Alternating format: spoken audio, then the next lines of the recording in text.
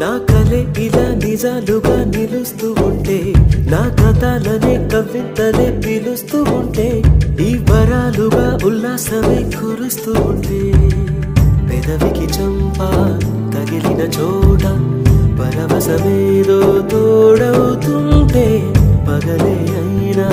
గగనంలోన తారలు చేరెనుగా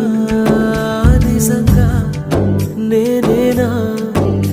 ఇలా నీ జలలో ఉన్నా ఇదంతా ప్రేమేనా ఎన్నో వింతలు చూస్తున్నా ఎదలో ఎవరో